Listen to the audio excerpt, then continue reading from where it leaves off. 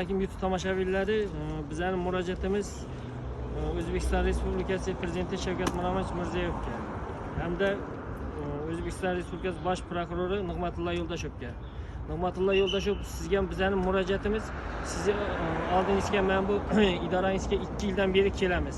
Men 80 ga kirgan anaqanam keladi.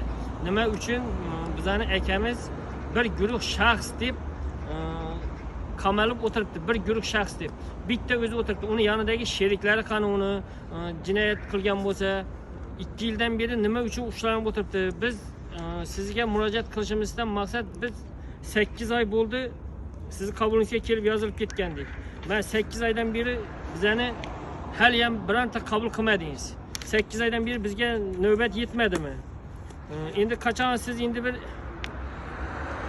rasmimni, plakatini chiqardi deb hech mechiras arzimagan bir nima bilan 10 yilga qamalib ketish kerakmi? Aybi bo'lmasa, uni o'g'irlik qilmagan bo'lsa, bironta bir matbuot katibingizmi, bironta bir xodimingizmi chiqib nimaga aytmaydi?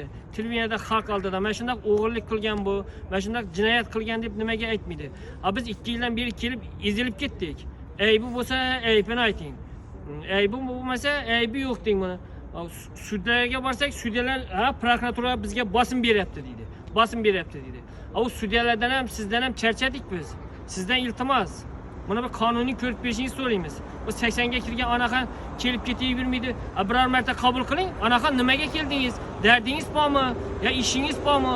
Deb so'rang. Nimaga so'ramaysiz? Biz kelib turibmiz siz oldingizga. Biz aybimiz yo'qligidan kelib turibmiz. Aybimiz bo'lsa siz oldingizga kelmas edik. Sizdan iltimos, prezidentimiz. O'zingiz bir kontrolga olib, bir qonuniy bir ko'rib chiqishda bizga amaliy bir yordam bering. Assalomu alaykum O'zbekiston xalqi. Mana biz yana o'sha bosh prokuraturaga keldik. O'sha Nig'matilla Yo'ldoshevga murojaat qilish maqsadida. Nig'matilla Yo'ldoshev, mana hammangiz xabaringiz bor, akam mashga kelgani uchun, mana o'zini haqqini talab qilgani uchun, hatto bir rasmini portret ishlagani uchun nohaqdan bosim qilib, nohaqdan ushlab o'tiribdi. Bir tuhmat bilan, ya'ni bir to'da bir tergovchilarga men noto'g'ri tergov qilib, prokuror buni ustida kontrol qilib turibdi. Eng birinchi bosh prokuror Nig'matilla Yo'ldoshev bu jinoyatni yashirib turibdi. O'zini pulini talab qilgani uchun bir tuhmatlar bilan uni hozir qamoqda ushlatib o'tiribdi. 3-4 kishi bo'lib yoki 3-4 to'da bo'lib bir jinoyat sodir qildi deb bitta o'zini ushlab o'tiribdi. Mana avval kelganimizda Nig'matilla Yo'ldoshev bizani ko'rib to'xtagani ham yo'q, qochib ketdi. Bizani savolimizga javob ham bermaydi, murojaatimizga hech qanaqa bir munosabat ham bildirmaydi. O'zi hali shu tuhmat bilan ushlab o'tirishda davom etib o'tiribdi. Bizning murojaatimiz O'zbekiston Respublikasi Oliy sudi raisi Baxtiyor Isomovga hamda prezidentimiz Shavkat Mirziyoyevga. Biz sudyalardan norozi bo'lib, mana Oliy sud binosini oldiga kelib turibmiz. Sudyalardan norozi bo'lishimizga sabab, mana akammiz sudini Oliy sudda ko'rib chiqib, yopiq sud. Biz oldin aytgandik, kamera bilan, jurnalist bilan, bizning ishtirokimizda shu jurnalist, kameralar bilan ko'rishingizni iltimos qilgandik. Xo'p, kamera kiritamiz dedi, blogerlarni kiritamiz dedi. Bizga aytmasdan, bildirmasdan yopiq sud o'tkazib yuborgan. Men bu Oliy sudda men Burxon Turdiyev degan qisman qanotlantirib, hech nima o'zgartirmagan. Qisman qanotlantirilsin degan yopiq sudni o'tkazgan, lekin hech nima o'zgarmagan. Akamni hali shu o'tirishi, shu qancha yil berilgan bo'lsa, o'sha o'tirishi. U qisman qanotlantirishdan nima manfaat bo'lgan bu yerda? Nima o'zgarish bo'lgan? O qisman qanotlantirishdan foyda yo'q. Sizdan iltimos, Oliy sud raisi Baxtiyor Islomov, faqat bu ishni sizni o'zingiz ko'rib chiqishingiz kerak, hamda jurnalist, bloger kamera bilan bo'lsin bu, bo'lmasa siz ham ko'rishingizga hojat yo'q. Yopiq bo'lsa siz ham shu ishni qilasiz. Biz sizni oldingizga kelaverib charchadik. Mana bunda yozib qo'yibdi, men bu Burxon Turdiyev degan. Bu ya ko'rmay qolganmi?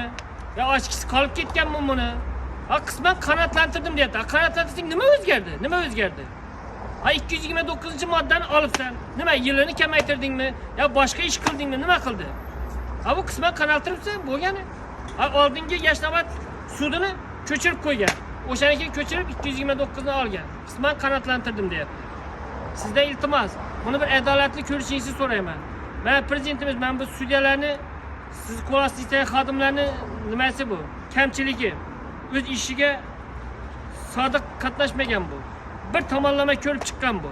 Faqat shu Yashnobod boshda chiqqanini ko'chirib qo'ygan. Sizdan iltimos, buni o'zingiz bir kontrol oling buni.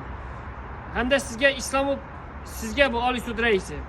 Bu sizni sha'ningizga dog' bu, dog' bu. Men bu qo'l ostingizdagilar o'qiganda buni 229 ni olib ya 1 yilga ya 2 yilga qamardi buni. Buni tushirmagan buni.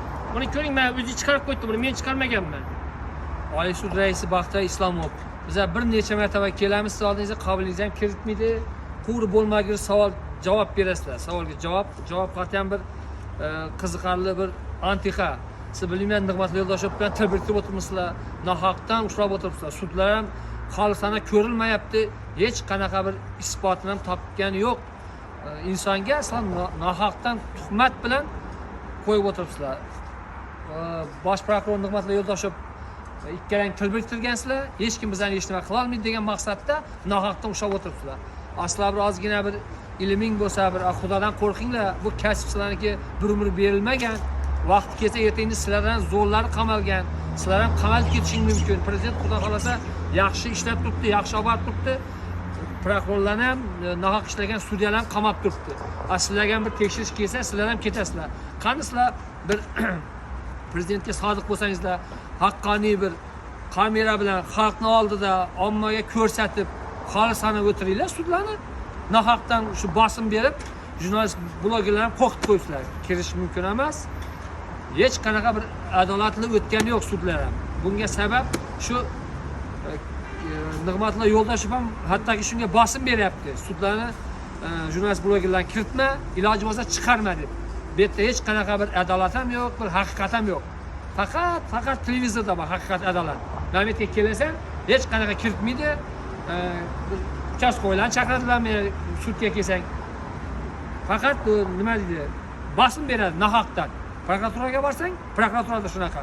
Hech qanaqa bu prokuraturada, sudyalarda haqiqat yo'q. Shavkat Miromonovich, o'zingiz bir kontrol qilib, Saida Mirzayeva, siz ham bir kontrol qilib bilan tekshirib bersangiz, xolisona bir baho bersangiz, bizlarga bir bergan bir nimamizdan bir qoniqsak, javob olsak, bir normalni degan. Bular yo'q, umuman ishlamayapti. Hech kimdan qo'rqmaydi ham bular. Xudodan ham qo'rqmaydi, prezidentdan ham qo'rqmaydi bular. Bularga bir xolisona tekshirib, bizlarga bir murojaat qiling, yordam bering xolisona.